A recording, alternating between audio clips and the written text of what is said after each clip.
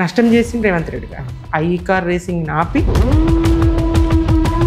దాదాపుగా 1,60,000 పైచిలకు ఉద్యోగాలు ఇచ్చినప్పటికీ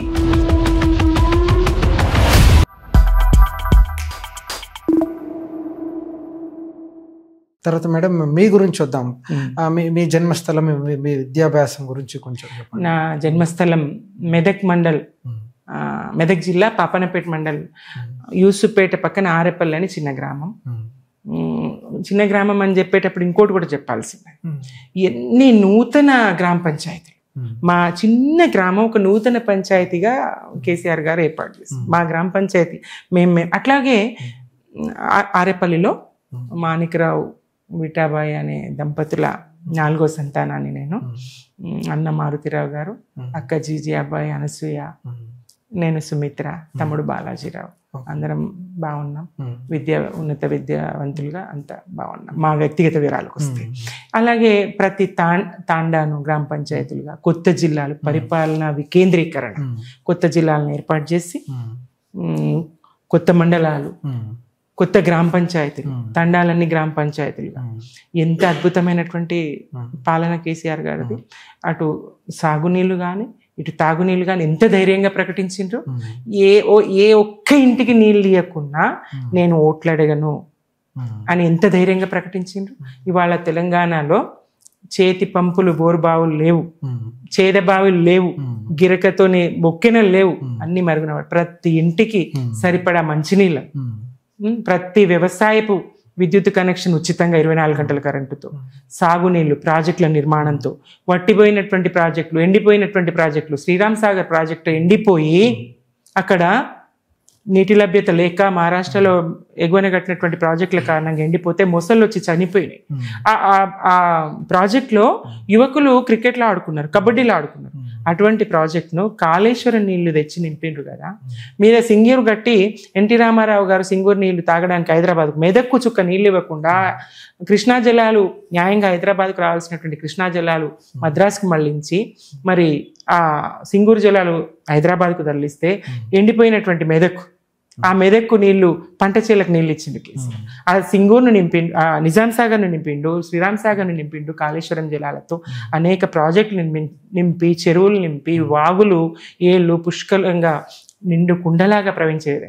ఎండాకాలంలో చెరువులు మత్తళ్ళు, మే మాసంలో, ఏప్రిల్ మాసంలో ఎండిపోయి చెరువులు ఉండే పరిస్థితి నుంచి మత్తళ్ళు దుంకే విధంగా మిషన్ కాకతీయతో చెరువుల పునరుద్ధరణ చేసుకొని మరి నిండిపోయి పూడికలతో రిపేర్లు లేక కాకతీయ కాలంలో నిర్మించబడ్డటువంటి ఆ చెరువులను మిషన్ కాకతీయ పేరుతోని మరి చెరువుల మరమ్మతు చేసుకొని నీటి సామర్థ్యాన్ని, నిల్వ సామర్థ్యాన్ని పెంచి చెరువులు నింపుకొని అట్లా అన్ని విధాలుగా అటు 24 గంటలు విద్యుత్ ఇచ్చి తెలంగాణ ప్రజలు ఒక వర్గమని కాదండి, సమస్త ప్రజానికానికి ఏం అవసరం, పసిగుడ్డు నుంచి పండి ముసలి వరకు ఏ కులానికి ఏం అవసరం, ఏ ప్రజలకి ఏం అవసరం, ఇవన్నీ ప్రజలందరినీ సుభిక్షంగా పరిపాలించి గత 9.5 సంవత్సరాల్లో తెలంగాణను ఒక అన్నపూర్ణగా, మీకు వ్యవసాయమే చేత కాదని చెప్పిన వాళ్ళకు పంజాబ్ను తలదన్ని వరి బండిచ్చి అన్నపూర్ణగా తెలంగాణను తీర్చిదిద్ది చూపించి అత్యున్నతంగా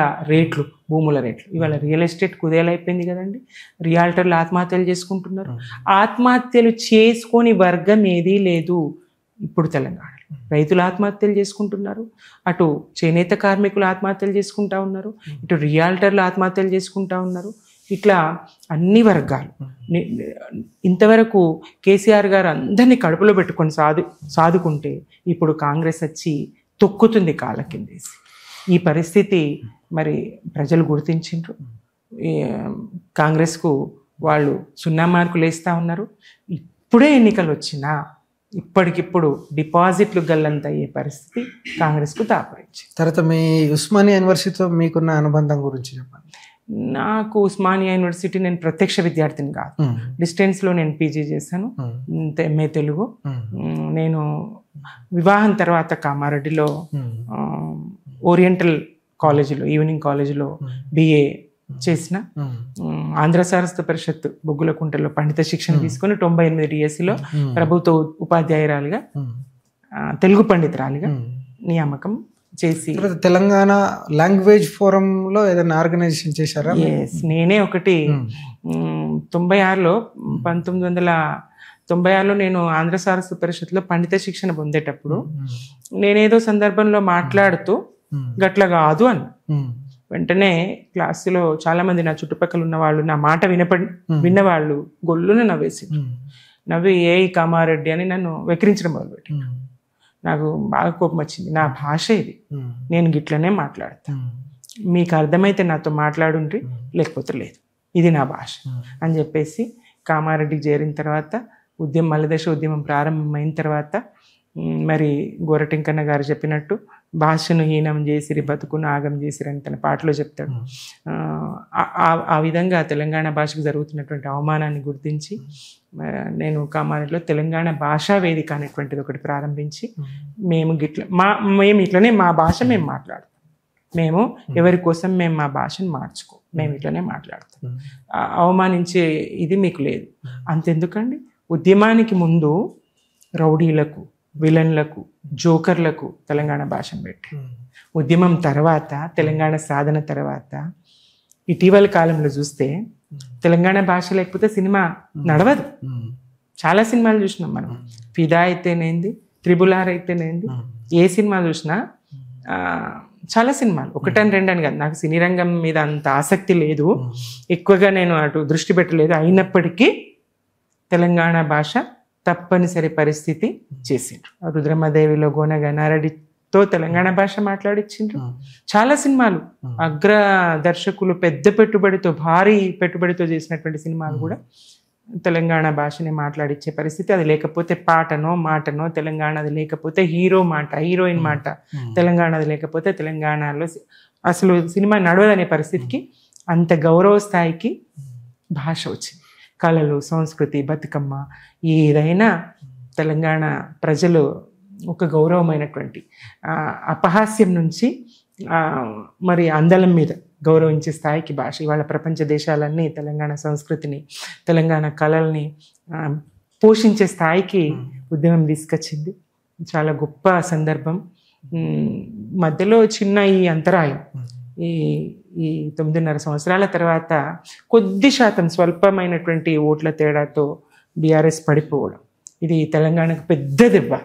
తెలంగాణ మళ్ళా బీఆర్ఎస్ అధికారంలోకి వస్తే ఈ దెబ్బ నుంచి కోలుకోవడానికి, అంటే ఈ తెలంగాణను మళ్ళీ పునరుద్ధరించడానికి, ఒక పసిగుడ్డు తెలంగాణను, కొత్త రాష్ట్రాన్ని కేంద్రము ఎట్టి పరిస్థితుల్లో తెలంగాణకు 1% కూడా సహకరించలేదు. మీరు వ్యవసాయంకి 24 గంటలు ఉచిత విద్యుత్ ఎట్లా ఇస్తారు, మోటార్లకు మీటర్లు బిగించండి అంటే, లేదా మీకు ఈ నిధులు ఇవ్వము అని అంటే, ఇవ్వకున్నా ఆ నిధులు ఇవ్వకున్నా, లక్షల రూపాయలు రాష్ట్రానికి రావాల్సిన నిధులు ఇవ్వకున్నా మోటార్లకు మీటర్లు బిగించలేదు, రైతుకు నష్టం చేయలేదు. కేసీఆర్ ఇబ్బంది పడ్డాడు, కేంద్రం నుంచి రావాల్సిన నిధులు సకాలంలో ఇవ్వలేరు, సహాయ నిరాకరణ. అంతెందుకండి, యువత, తెలంగాణ యువత కళ్ళు తెరవాల్సినటువంటి అవసరం ఉన్నది. రాష్ట్ర ప్రయోజనాలు చూడాలి ముందు, మతము, భక్తి ఇవన్నీ వ్యక్తిగతం కావాలి, రాష్ట్ర ప్రయోజనాలు ముఖ్యం చేసుకోవాలి. రాష్ట్రము ఎంత ప్రగతిని సాధించింది, మరి ఒక్కసారన్న మోడీ గారు, ప్రధానమంత్రి గారు తెలంగాణకు అనుకూలంగా ఒక్క మాట మాట్లాడినరా, ₹1 ఇచ్చిండ్రా అదనంగా? మనకు రావాల్సినటువంటి కేంద్రం నుంచి రావాల్సినట్టు, మన రాష్ట్రం నుంచి పోవాల్సింది బాగానే పోతుంది కేంద్రానికి, కేంద్రం నుంచి రావాల్సినటువంటిది సకాలంలో మనకి ఇచ్చినటువంటి దాఖలా ఉన్నదా? పైపెచ్చు మాట కూడా అనుకూలమైన మాట లేదు. నిధులకు దాటవేత ఎగవేతనే కాదు, నిధులు ఇవ్వకపోవడమే కాదు, మాట కూడా. ఒకసారి అంటారు తల్లిని చంపి పిల్లను బతికించిండు మోదీ గారు, మాట అంటారు. ఇంకోసారి అంటారు తలుపులు మూసిచ్చిండ్రంట, ఇంకోసారి అంటారు చీకట్లు ఇచ్చిండ్రంట. ఏ రకంగా తల్లిని చంపి పిల్లను బతికించి ఆ బిడ్డ తెలంగాణ బిడ్డ అని మీరు అనుకుంటే, చచ్చిన తల్లి చంద్రబాబు, ఆ పార్టీ మద్దతు మీకు ఇప్పుడు ఎట్లా తీసుకున్నారు? మీరు చస్తేనే చంద్రబాబు మద్దతు ఇవ్వగలిగిండా? ఎట్లా తల్లి చచ్చింది? మరి ప్రాంతాలుగా విడిపోయి మేము మా బాగు మేము చేసుకుంటాం, మా నీళ్లు మాకు, మా నిధులు మాకు, మా నియామకాలు మావి, మా ఉద్యోగాలు మావి, మా చదువులు మావి అని మేము ఎదుగుతున్నాం కదా, ఎదిగి చూపించినాం కదా. ఎన్ని రికార్డులు, ఏ రకంగా చూసినా కేంద్ర ప్రభుత్వం ఇచ్చినటువంటి అవార్డులు ఎన్ని లేవు గ్రామ పంచాయతీలకు. ఇట్లా వివిధ సందర్భాల్లో తెలంగాణకు వ్యతిరేకంగా మాట్లాడినటువంటి మోడీ గారి పట్ల, బీజేపీ పట్ల జాగరూకతతో ఉండాలి తెలంగాణ యువత. తెలంగాణకు ఎవరు మేలు చేసిండ్రు, రాష్ట్ర సాధనలో ఎవరు ముందు నిలబడి యువతను, మహిళల్ని, సబ్బండ వర్గాల్ని, ప్రజాకోటిని తరలించి దళపతిగా తాను దండుగట్టి తీసుకుపోయి తెలంగాణ రాష్ట్రాన్ని సాధించిన కేసీఆర్ కదా, పునర్నిర్మాణం చేసింది కేసీఆర్ కదా, వ్యవసాయాన్ని స్థిరీకరించి వాళ్ళ ఈ గొప్ప స్థానంలో నిలబెట్టింది కేసీఆర్ గారు కదా. మరి నీళ్ళ కోసం అరగోసబడి తాగబోతే నీళ్లు లేక తుమ్మెదాలు తడి గొంతులారిపాయే తుమ్మెదాలు అని 36 ముక్కలైనటువంటి బెల్లి లలిత వాడిన పాట తెలంగాణ అంతా వాడుకున్నది కదా. తాగడానికి నీళ్ళు ఉండవు, సాగుకు నీళ్ళు ఉండవు, కరెంటు ఉండదు. ఎంత గోస తెలంగాణ బ్రతుకులది. యువతకు ఉపాధి ఉండదు. బొంబాయి, దుబాయ్, బొగ్గుబాయిల బతుకులైనాయి కదా. ఇవాళ వలసలన్నీ వాపస్ వచ్చినాయి కదా. ఇవాళ వ్యవసాయం చేసుకుంటున్నారు కదా, చేసుకొని పిల్లల్ని చదివించుకుంటున్నారు కదా. అన్ని రకాలుగా తెలంగాణ బాగుపడ్డది కదా. ఒక అభివృద్ధి సూచీగా తెలంగాణ ఉన్నది కదా. మరి ఇటువంటి సమయంలో యువత తప్పకుండా ఆలోచించాలి. తర్వాత మేడం, తెలంగాణ ఉద్యమ సమయంలో వంట వార్పు, సకల జనుల సమ్మె, మిలేనియం మార్చ్ ఈ కార్యక్రమాలు చాలా ముఖ్య భూమిక పోషించారు. మీ పాత్ర ఏంటిది వాటిల్లో? ప్రతి సందర్భంలో నేనున్నా. తెలంగాణ ఉద్యమంలోని, మలిదశ తెలంగాణ ఉద్యమంలోని ప్రతి సందర్భంలో నేనున్నా. అక్కడి కేవలం మా జిల్లా ప్రాంతమే కాదు, రాష్ట్ర వ్యాప్తంగా పర్యటనలు చేసి మా కేసీఆర్ గారు ఎక్కడ సభలు సమావేశాలు పెట్టినా ఉద్యమ దళపతి వెన్నంటే మేము నడుస్తూ, ఆయన అనుసరిస్తూ, ఆయన గొంతుతో గొంతు కలిపి కోట్లాది గొంతుల్లో నాదొక గొంతై తెలంగాణ కోసం నినదించిన సందర్భం ఉన్నది. వంట వార్పులో నేనున్నా, ఆట పాటల్లో నేనున్నా, బతుకమ్మను ఎత్తిన, జనాభాలో సగమైనటువంటి మహిళ, గ్రామీణ మహిళ, పట్టణ మహిళ, విద్యావంతురాలైన మహిళ అందరినీ కూడా కదిలించి, అప్పటిదాకా బతుకమ్మ ఈ ప్రాంత కళలు, సంస్కృతి అన్ని పరాయీకరణ జరిగి ఇక్కడి ప్రాంతాల్లో వచ్చి నామోషి, బతుకమ్మను ఎత్తడం అంటే నామోషిగా ఫీల్ అయ్యి బతుకమ్మ నాకు ఆడరాదు అన్నటువంటి యువతి గర్వంగా బతుకమ్మను ఎత్తేటట్టుగా కవిత గారి జాగృతి ద్వారా చేసినటువంటి సాంస్కృతిక విప్లవోద్యమం చాలా ఉపయోగపడింది. అందులో నేనున్న తన నాయకత్వంలో నేను పనిచేసిన, తెలంగాణ రచయితల వేదికలో నేనున్న, కవులు కళాకారులతో తెలంగాణ ఉద్యోగ సంఘంలో నేనున్న,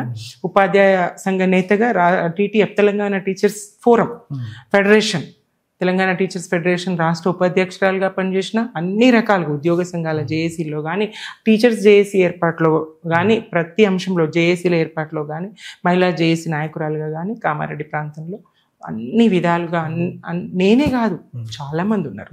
దానికి ఇన్స్పిరేషన్ కేసీఆర్ గారు, ఆయన నాయకత్వాన్ని నమ్మినటువంటి జయశంకర్ సార్. కేసీఆర్ గారి వల్లనే తెలంగాణ సాధ్యం అవుతుంది అనేటువంటి గొప్ప మెసేజ్ను, కేసీఆర్ నాయకత్వాన్ని నమ్మి ముందుకు నడిపించినటువంటి వాడు కేసీఆర్. కోట్లాది జనం ఆయన వెంట కదిలేట్టుగా, విద్యావంతులు కదిలేటట్టుగా, కవులు కళాకారులు మేధావులు ఆయన వెనుక నడిచేట్టుగా చేసినటువంటి ఉద్యమం తెలంగాణ ఉద్యమం. ఈ ఉద్యమంలో పాల్గొన్నాని తర్వాతి తరాలకు చెప్పుకోవడానికి ఓ గర్వం. అది తెలంగాణ సాధన చూసినాం, ఉద్యమంలో పాల్గొన్నాం, సాధించబడి చూసినాం. పోరాటాలు విజయవంతం కావు, అసలు తెలంగాణ వస్తుందా అన్నారు కదా. పోరాటాలు సుదీర్ఘకాల పోరాటాలు ఫలప్రదం కావు, గెలవవు, విజయవంతం కావు అన్న సందర్భంలో పోరాటాలు గెలిచి నిలుస్తాయి. సమర్థవంతమైనటువంటి కేసీఆర్ గారు లాంటి నాయకుడు ఉన్నప్పుడు పోరాటాలు తప్పకుండా ఫలిస్తాయి, గెలుస్తాము, గెలిచి నిలుస్తాము, నిలబడి చూపిస్తాము అని చెప్పినటువంటి సందర్భం తెలంగాణ సాధన. రైఫిల్ అందుకొని పోయిండు ఆయన, రైఫిల్ రెడ్డి గారని పిలిచిన తెలంగాణ సమాజం ఆయన. రైఫిల్ రెడ్డి అని ఉద్యమకారుల మీదకి తుపాకీ ఎక్కుబెట్టి పోయినటువంటి ఆయన తెలంగాణ వ్యతిరేకిని ముఖ్యమంత్రి స్థానంలో చూడాల్సినటువంటి పరిస్థితి ఇప్పుడు దాపురించి. కాంగ్రెస్ అట్లా సీనియర్లు మరి వాళ్ళు నిస్సత్తువగా ఇవాళ ఇంకా కుట్రలు జరుగుతున్నాయి. వీళ్ళు దృష్టి మళ్లించే దాంట్లో భాగంగా రకరకాల ఎత్తుగడలు. కొన్ని రోజులు అల్లు అర్జున్ ఇష్యూ, అంతకుముందు శ్వేతపత్రాలని, అదని ఇదని, ఖాళీ కుండలని, విద్యుత్ అని, టెలిఫోన్ ఇదని ట్యాపింగ్ అని రకరకాలు, ఒక 15 రోజులు అది 15 రోజులు ఇది, పాలనా వైఫల్యాన్ని కప్పించుకోవడానికి, ప్రజలు ప్రశ్నించకుండా ఉండడానికి తెర మీదకి తీసుకొస్తారనమాట. అట్లా ఇప్పుడు కూడా తెర మీదకి 10 మంది ఎమ్మెల్యేలు ప్రత్యేకంగా మీటింగ్ పెట్టుకున్నారని, కాంగ్రెస్లో ఏదో జరగబోతుందని. ఏది జరగదు, అంతా వాళ్ళు సృష్టించుకున్నదే, వాళ్ళు చేసిందే తప్ప ప్రజల దృష్టి మళ్లించే చర్య తప్ప ఏమీ జరగదు, అయ్యేదేం లేదు. ఇంకో కొత్త ఎత్తుగడ భట్టి గారిని తప్పిస్తారనే అనుమానం అయితే నాకు, కుట్ర జరుగుతుందని. ఎన్టీ రామారావుని తప్పించి చంద్రబాబు నాయుడు రావడానికి లక్ష్మీపార్వతిని బూచిగా చూపించు. ఇప్పుడు కూడా నాకు అట్లా జరుగుతుంది మన అనుమానం. అందులో నిజాలు తెలియదు. చాలా మంది లీకులు ఎట్లా వస్తాయి, ఎవరు పోయి చూసిండ్రు, పర్సెంటేజ్లు అని ఇదని అదని, వీళ్ళ లీకులు వీళ్ళే ఇచ్చుకొని వాళ్ళని వాళ్ళే చంపుకొని వాళ్ళని వాళ్ళే ఇది చేసుకునే ప్రభుత్వం ఇప్పుడు నడుస్తాం. ఓకే, తర్వాత టీఎస్పీఎస్సీ మెంబర్గా మీరు నియమితులయ్యారు 2021లో. ఆ తర్వాత నుంచి ఇప్పుడు తెలంగాణ మహిళలకు ఉద్యోగ కల్పన విషయాల్లో కానీ, ఉపాధి కల్పన విషయాల్లో కానీ మీరు ఎలాంటి చర్యలు, కార్యక్రమాలు చేశారు? నేను ప్రత్యేకంగా చేసేది ఏముండదు. సభ్యురాలుగా కేసీఆర్ ప్రభుత్వమే మహిళలకు 33% రిజర్వేషన్ ఇవ్వడానికి ప్రధానంగా చెప్పాలంటే, మన కొలువులు మనకు కావాలనేటువంటి నినాదం ఏదైతే ఉన్నదో, ఏ నినాదంతో ఉద్యమం చేసినామో అది దక్కడానికి రాష్ట్రపతి ఉత్తర్వుల కోసం కొంత సమయం పట్టింది. 95% జమ్మూ కాశ్మీర్లోనే ఉన్నది, తెలంగాణలోనే ఉన్నది. 95% ఉద్యోగాలు స్థానికులకే, తెలంగాణ వాళ్ళకే. ఆ ఉత్తర్వులతోనే అనేక నోటిఫికేషన్లు ఇచ్చి, టీఎస్పీఎస్సీ ద్వారా కూడా నోటిఫికేషన్లు ఇచ్చి దాదాపుగా 1,60,000 పైచిలకు ఉద్యోగాలు ఇచ్చినప్పటికీ మరి అవన్నీ సిస్టమ్ ద్వారా ఇస్తూ పోతూ దాని గురించి పెద్ద ప్రచారం చేసుకోకుండా అన్నీ, అటు విద్యా రంగంలో కానీ, అవి గురుకులాలకు సరిపడా టీచర్లు కానీ, ఇటు వైద్యంలో డాక్టర్లు కానీ, ఇటు ప్రాజెక్టుల నిర్మాణంలో ఇంజనీర్లు కానీ, ఇటు ఎలక్ట్రిసిటీలో 24 గంటల పవర్ ఇచ్చే సందర్భంలో అక్కడ ఇంజనీర్లు కానీ, వివిధ స్థాయిలో ఉద్యోగులు కానీ, ఇటు పోలీసు శాంతి భద్రతలు, పటిష్టమైనటువంటి శాంతి భద్రతలు, ఆ విషయంలో పోలీసుల నియామకాలు కానీ, ఒక్క ఉద్యోగం అని కాదు, అన్ని ఉద్యోగాలు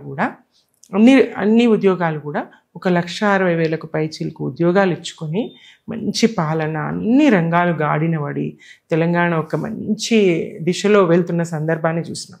ఇక మహిళల రిజర్వేషన్ విషయం టీఎస్పీఎస్సీలోకి వస్తే 33% ఏదైతే మేము ఇస్తామన్నామో దాన్ని తూట్లు పొడిచేటువంటి చర్య రేవంత్ సర్కార్ చేసింది.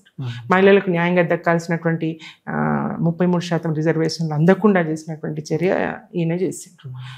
మేమిచ్చినటువంటి నోటిఫికేషన్లతోని ఆయన ఉద్యోగ నియామక పత్రాలు స్వయంగా తన చేత్తోనిచ్చి, మేమేదో డిసెంబర్ 9 నుంచి 2023 డిసెంబర్ 9 నుంచి 2024 డిసెంబర్ 9 వరకు 2 లక్షల ఉద్యోగాలు, సంవత్సర కాలంలో 2 లక్షల ఉద్యోగాల భర్తీ చేస్తానని చెప్పేసి మరి ఆయన ఒక 12-13 వేల ఉద్యోగాలు స్వయంగా ఇవ్వగలిగారు. మరి ఈ ఆయన్ని రాహుల్ గాంధీ గారిని తీసుకొచ్చి అశోక్ నగర్లో కూర్చోబెట్టి ఛాయ్ తాగిపించి పిల్లలతో మాట్లాడించి, కోదండరామ్ గారిని ముందే ఇక్కడ కోచింగ్ సెంటర్లకు పంపించి పవిత్ర దేశ భవిష్యత్తు నిర్మాణం జరగాల్సినటువంటి తరగతి గదిని కుట్రల విషపూరితంగా పిల్లల మెదడులో పాఠాలు చెప్పలేదు ఆయన, పిల్లల మెదడులో విషం నింపి, కేసీఆర్ గారి పట్ల వ్యతిరేకతను నింపి, ఇచ్చిన ఉద్యోగాల సంఖ్య చూపించకుండా, ఇచ్చిన నోటిఫికేషన్ల సంఖ్య చూపించకుండా పిల్లల్ని ఇచ్చేసి చిన్నపాటి లోపాలు ఏవైతే జరిగినాయో, పేపర్ లీకేజ్ లాంటి దాన్ని పెద్ద బూచిగా చూపించి మరి ఇబ్బంది పెట్టిండ్రు యువతను, విద్యార్థిని, నిరుద్యోగులను ఇప్పటికీ మోసం చేస్తా ఉన్నారు. తర్వాత తెలంగాణ ఏర్పాటు లక్ష్యం మన నిధులు, మన నీళ్లు, మన కొలువులు. మరి మనం సాధించినట్ట ప్రజల పక్షాన చెప్పండి, పార్టీ పక్షాన? 100% ఇంకా చేయాల్సి ఉంది. అభివృద్ధి అనేది నిరంతర ప్రక్రియ. ఒకసారికి కుటుంబంలో అయినా, మన కుటుంబంలో అయినా అన్ని వసతులు అమరినాయి అని ఊరుకోము, ఇంకా మనం చేస్తూనే ఉంటాం. అట్లాగే రాష్ట్రం కూడా అటు తాగునీళ్ళు ఇవ్వగలిగినాం 100% అన్ని కుటుంబాలకు. సాగునీళ్ళు ప్రాజెక్టుల నిర్మాణం అత్యంత వేగవంతంగా ప్రపంచ స్థాయి రికార్డు మనం ఇది చేసుకున్నాం కాళేశ్వరం నిర్మాణంతో. అట్లా సాగునీళ్ళు ఇవ్వగలిగినాం, కరెంట్ ఇవ్వగలిగినాం, రైతులకు వెనుదనుగా నిలవగలిగినాం. గీతన్నలు, చేనేత కార్మికులు, మత్స్యకారులు, గొల్ల కుర్మలు ఒక్కరని కాదు వృత్తి పనులన్నీ కూడా మంగళ్ళకు, చాకళ్ళకు, నాయ బ్రాహ్మణులకు ఒక్క వర్గం అని కాదు, సమస్త ప్రజానికానికి, తెలంగాణ ప్రజలందరికీ మేలు జరిగే విధంగా ఎవరెవరికి ఏమి ఇవ్వాలి, ఎవరెవరి ఆత్మగౌరవం ఎట్లా కాపాడాలి అట్లా చూసి చేసినటువంటి పాలన కేసీఆర్ గారిది. ఒక సుభిక్షమైనటువంటి సుఖశాంతుల తెలంగాణగా కేసీఆర్ గారు రాష్ట్రాన్ని తీర్చిదిద్దిండ్రు. ఇంకా చేయాల్సి ఉన్నది నిరంతర ప్రక్రియ. ఈ 5 ఏళ్ళు ఇప్పుడు 14 నెలల్లో 10 ఏళ్ళ పాలనలో ఎంత పొందినమో మరి ఒక్క 14 నెలల్లో, ఒక సంవత్సరంలో దశాబ్దాల వెనక్కి మళ్ళా రాష్ట్రం నెట్టబెడతాం.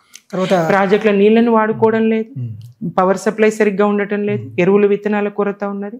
అన్ని వర్గాలను విస్మరణకు గురి చేసే పాలన ఇప్పుడు కేసీఆర్ కళ కాళేశ్వరం ప్రాజెక్టు. ఇప్పుడు ఆ ప్రాజెక్టులో 1,00,000 కోట్ల అవినీతి ఆరోపణలు ఉన్నవి. తర్వాత దాని యొక్క ప్రయోజనాలు, ప్రస్తుతం ప్రజలకు అందుతున్న ప్రయోజనాలు, వాస్తవాలు ఏంటి చెప్పండి. అబద్ధాల పునాదుల మీద కాంగ్రెస్ పార్టీ అధికారాన్ని అందిపుచ్చుకున్నది. అబద్ధాల పునాదుల మీద. అబద్ధానికి గనక ఆకారం ఒకటి ఇస్తే అది అచ్చం కాంగ్రెస్ పార్టీ లాగా, రేవంత్ రెడ్డి గారి లాగా ఉంటుంది. ఒక ఆకారం, ఆకృతి అబద్ధానికి ఉంటే ఎట్లా అంటే 100 కోట్ల వ్యయంతో నిర్మించిన ప్రాజెక్టులో 100 కోట్ల అవినీతి ఎట్లా జరుగుతుంది? నిర్మాణ వ్యయం ఎంతనో చెప్పాలి కదా, అది చెప్పలే. ప్రజలకు నిర్మాణ వ్యయం ఎంత అయింది అనేది చెప్పకుండా అవినీతి ఇంత జరిగిందని రాహుల్ గాంధీతో మాట్లాడిస్తారు. ఆయనన్న మరి నిజం తెలుసుకొని మాట్లాడాలి కదా. రాహుల్ గాంధీ అయినా గంతే, రేవంత్ రెడ్డి గారైనా గంతే. వాళ్ళకి కావాల్సింది అధికారం. అధికారం కోసం ఏ అడ్డమైన అబద్ధాలు ఆడి ప్రజల్ని నమ్మించే ప్రయత్నం చేసింది. కాళేశ్వరంతో ఎలాంటి ఇబ్బంది జరగలేదు. ప్రతి ప్రాజెక్ట్ నిర్మాణంలో కూడా ఎంతో కొంత ఇబ్బంది జరుగుతుంది. 100 ఏళ్ల క్రితం లేనటువంటి వరదలు ఎన్నిటినో తట్టుకొని ఆ ప్రాజెక్టు ఒక 2 పిల్లర్లు గుంగితే దానికి పెద్ద రాద్ధాంతం చేసి కాళేశ్వరం కాదు కూలేశ్వరం అంటారండి. ఆ నీళ్లు మీ మంత్రి ఆమె కొండా సురేఖ గారు నీటిని విడుదల చేస్తూ ఫోటోలకు పోజులు ఇస్తారు. మరి ఎట్లా సాధ్యం అవుతుంది? అక్కడ ఇసుక వ్యాపారం చేసుకుంటారు, ప్రాజెక్ట్ నిండబెట్టి అక్కడ ఇసుక వ్యాపారం చేసుకుంటారు. ఏం నడుస్తుంది అసలు రాష్ట్రంలో? ప్రజలు అన్నీ గమనిస్తూ ఉన్నారు, తప్పు తెలుసుకున్నారు, బాధపడతా ఉన్నారు. తర్వాత ఇప్పుడు రేవంత్ రెడ్డి కేటీఆర్ పైన ఏదో ఒక కేసు, ఇప్పుడు ఉదాహరణకు ఫోన్ ట్యాపింగ్ కేసు కావచ్చు, లేకపోతే కార్ రేసింగ్ కేసు కావచ్చు, ముందుకు తీసుకొస్తా ఉన్నారు. అంటే భవిష్యత్తులో ఇది కొనసాగుతుందా ఏంటి? ముందు కాళేశ్వరం అవినీతి అన్నారండి, తర్వాత కరెంటు అన్నారండి, ఆ సమస్య అన్నారు. ఇట్లా ఏ అంశంలో ఇరికియాలనా, లేదంటే వీళ్ళు ప్రశ్నిస్తారు, లేదంటే ప్రజల పక్షాన పోరాడతారు. వాళ్ళను వాళ్ళు రక్షించుకునే ప్రయత్నంలో వాళ్ళను ముంచి ఉంచాలి అనేటువంటి కుట్రతోని, దుర్బుద్ధితోని వాళ్ళు ఎన్ని ఎత్తుగడలు వేసినా ఎందులో ఏం లేదు. చివరికి ఈ కార్ రేసింగ్ విషయంలో 1,00,000 కోట్ల అవినీతి ఎక్కడిది? 54 కోట్లు అన్నారు మళ్ళీ వాళ్ళే. ఆ 54 కోట్లు కూడా అక్కడ అవినీతి ఆడ జరిగింది, ఈ ఖాతాల నుంచి ఆ ఖాతాల్లోకి వెళ్ళిపోయింది. ఎంత ప్రతిష్ట పెరిగింది, హైదరాబాద్ ఇమేజ్ ఎంత పెరిగింది, ప్రపంచ నలుమూలల నుంచి ఎన్ని కోట్ల మంది ఈ రేస్ ని సందర్శించిండ్రు, హైదరాబాద్ ఎంత ఆ పేరుతో ఎంత వ్యాపారం జరిగింది, ఎంత లాభం చేకూరింది. మరి వివిధ సంస్థలు ఇచ్చినటువంటి లెక్కలు, మన ఆర్థిక మంత్రి గారు ఇచ్చినటువంటి లెక్కలు అవన్నీ ఉన్నాయి కదా. పరోక్షంగా ఎంత మేలు జరిగింది, ప్రత్యక్షంగా ఎంత మేలు జరిగింది అని ఇప్పుడు ఆపి నష్టం చేసింది రేవంత్ రెడ్డి గారు. ఈ కార్ రేసింగ్ ఆపి కొనసాగించక నష్టం చేసి రేవంత్ రెడ్డి గారు. తర్వాత ఇప్పుడు కాంగ్రెస్ ఏడాది పాలన పట్ల బీఆర్ఎస్ యొక్క ప్రధాన ప్రశ్న ఏంటి?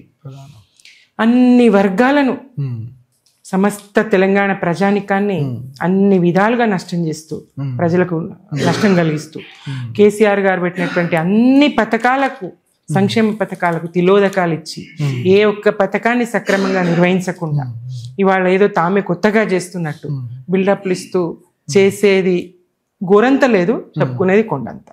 ప్రచారం జాస్తి, పనులు నాస్తి. చేసింది ఏం లేదు, ప్రజలకు స్పష్టం అవుతుంది. జరుగుతున్న పనులు ఏం లేవు, ప్రచారం అయితే ఉన్నది.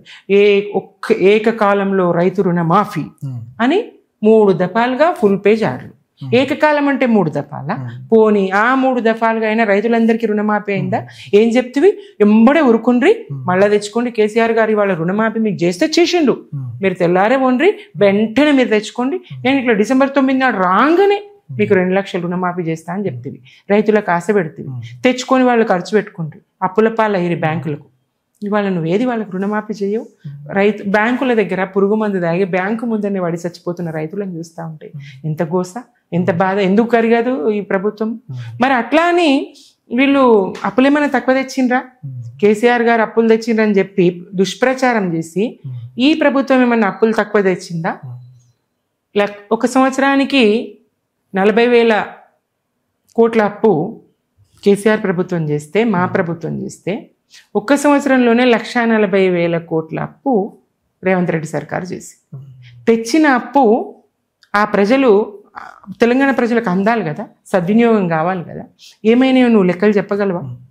కాంగ్రెస్ ప్రభుత్వం లెక్కలు చెప్పగలదా? ఇప్పుడు నాడు శ్వేతపత్రం అది ఇదని ఎగిరిను. నువ్వు సంవత్సర కాలంలో నువ్వు చేసినటువంటి లెక్కలు పద్దులు పెట్టు, రాష్ట్ర ప్రజల ముందర పెట్టు.